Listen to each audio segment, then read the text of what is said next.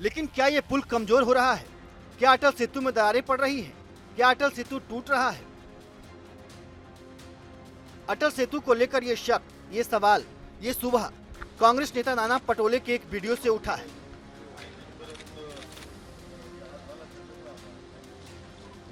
नाना पटोले महाराष्ट्र कांग्रेस प्रदेश अध्यक्ष हैं। ऐसे में जैसे ही सोशल मीडिया पर अटल सेतु में दरार की तस्वीरें शेयर की, हर कोई चौंक गया। सोशल मीडिया पर नाना पटोले की ये दरार वाली तस्वीर तेजी से वायरल होने लगी। लेकिन जो नाना पटोले ने दिखाया, जो बताया, तस्वीर का सिर्फ एक पहलू है, पूरी सच्चाई नहीं।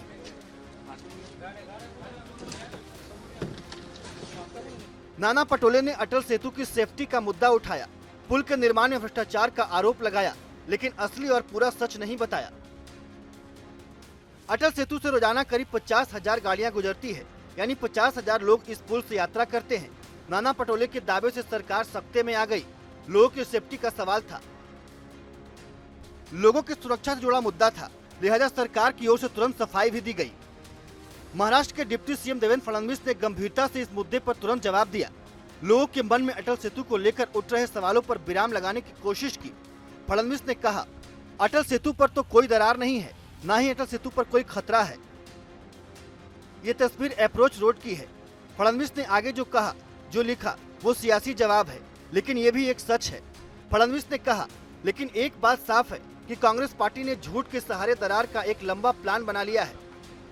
चुनाव में संविधान बदलने की बातें, चुनाव के बाद फोन से ईवीएम अनलॉक और अब ऐसी झूठी बातें। देश की जनता इस दरार प्लान और कांग्रेस के भ्रष्ट आचरण को परास्त करेगी।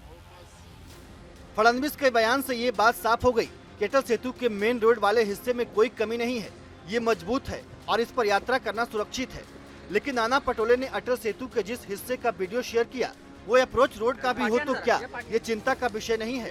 ये सवाल यहाँ उठना लाजमी है, क्योंकि बात देश की शान, देश के सबसे बड़े समुद्री पुल अटल सेतु की विश्वसनीयता का है।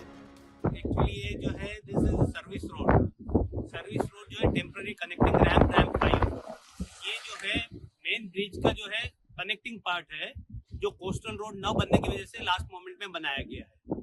यहाँ पे कॉम्पेक्शन हुआ था, हाउएवर ये नियर बाई खाड़ी रहने से पहली बारिश में सॉइल सेटल होता है, तो this are the minor cracks, और ये जो है माइनर क्रैक्स में फिलिंग का ऑलरेडी काम चालू हो गया है।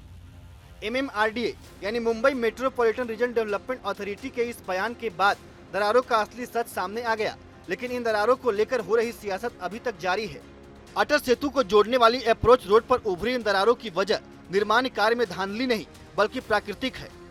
सर्विस रोड की सड़कों के नीचे की मिट्टी के सेटल होने से ऊपरी सतह पर ये दरारें आ गई थी। प्राधिकरण की तरफ से कहा गया है, हमने यह पाया है कि अटल सेतु पुल के मुख्य भाग में कोई दरार नहीं है, लेकिन अफवाहें फैलाई जा रही है। कृपया अफवाहों पर विश्वास न करें। अटल सेतु को जोड़ने वाली अप्रोच रोड पर मामूली दरारें पड़ गई हैं, जो मुख्य पुल का हिस्सा नहीं है, बल्कि पुल को जोड़ने वाली सर्विस रोड है। यह भी ध्यान रखना बहुत जरूरी है कि दरारें परियोजना में संरचनात्मक दोषों के कारण नहीं है और पुल की संरचना के लिए कोई खतरा पैदा नहीं करती है। महाराष्ट्र प्रदेश कांग्रेस अध्यक्ष नाना पटोले शुक्रवार को अटल सेतु पर अपने लोगों के साथ पहुंचे थे। दरारों का वीडियो बनाया, लकड़ी से दरारों की गहराई चेक की, लेकिन इन दरारों की वजह जाने बिना अटल सेतु में दरार पड़ने का दावा कर वीडियो सोशल मीडिया पर शेयर कर दिया। नाना पटोले ने इसे भ्रष्टाचार का मुद्दा बनाते हुए इस मामले की हाईकोर्ट से संज्ञान लेने और जांच के लिए कमेटी गठित करने की भी अपील की। मुंबई कर की शान ये पुल दक्षिणी मुंबई को नवी मुंबई से जोड़ता है। 17,000 करोड़ की लागत से इसे बनाया गया है। ये 21.8 किलोमीटर लंबा है। पुल का 16.5 किलोमीटर का हिस्सा समुद्र पर है, बाकी का 5.5 किलोमीटर का हिस्सा जमीन पर है।